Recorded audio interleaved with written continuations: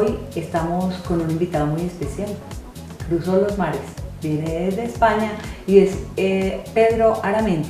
Él es doctor en educación y director de los doctorados de la Facultad de Educación de la Universidad del País Vasco. Bienvenido. Muchas gracias. ¿Cómo se ha sentido en la visita que hace ahora a Colombia? Pues muy bien, pienso que las personas que he conocido han sido muy agradables, muy abiertas. Se palpa una cultura diferente, distendida, y yo la verdad es que me siento muy a gusto. Ha tratado solo con personas en Bogotá y aquí usted, yo pienso que ya tiene un doctor y decano de los doctorados en educación, sabe bastante de cómo es la calidad de la educación en Europa frente a la de América Latina. Sí, en temas de calidad, la cuestión de la calidad se plantea fundamentalmente cuando se plantean nuevas leyes educativas, ¿verdad? Generalmente nos suelen comentar los políticos, la clase política, esta nueva ley va a fomentar, va a mejorar la calidad de la enseñanza. Y la población pues, concibe la calidad de la enseñanza como algo bueno, algo deseable. Pero detrás de este concepto hay una serie de connotaciones que son realmente ideológicas. Es decir, si concebimos la calidad de la enseñanza como el tener muy buenos resultados académicos, ¿sí? Pero esos resultados académicos solo los obtienen el 30% de la población, entonces un sector social, digamos, más humilde, el más pobre, diría que eso no es calidad de la enseñanza.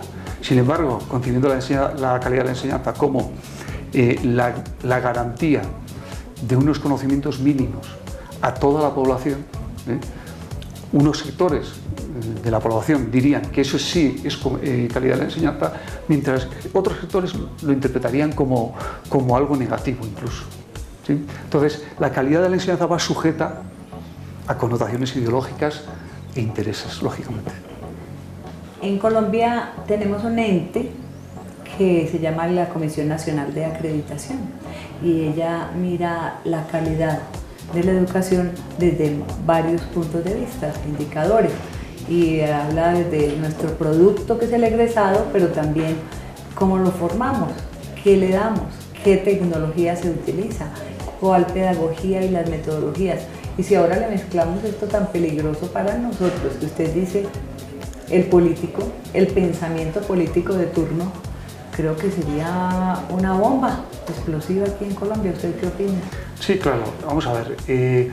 A la hora de evaluar, generalmente las acreditaciones fomentan datos que son cuantitativos, ¿sí?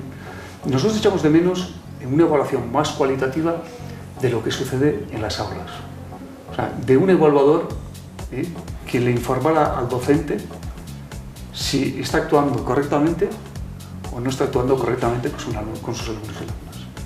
Esos indicadores, digamos, que se utilizan para acreditaciones son muchos de tipo objetivo, de tipo numérico, y transmiten en parte la realidad, la calidad de la enseñanza, si es óptimo el proceso, pero yo pienso que tendríamos que llegar a entrar más en las aulas, a conocer más los procesos de enseñanza-aprendizaje, ¿sí? A ver, a analizar el rol del docente, ¿sí? Qué hacen los alumnos y las alumnas, cómo se relacionan. Este tipo de informaciones son muy importantes y no se recogen en las acreditaciones. Precisamente, doctor Aramendi, usted en la Facultad de Doctorados estudian 4 años. Y a lo mejor se demoran otro montón haciendo la tesis, la tesina, todos esos procesos, y son lo que usted acaba de señalar, los procesos, las estrategias de enseñanza-aprendizaje. Sí. ¿Cómo son a nivel universitario y cómo son en las entidades estatales? Las entidades, cuando hablamos de entidades estatales hablamos de... la educación obligatoria. Obligatoria.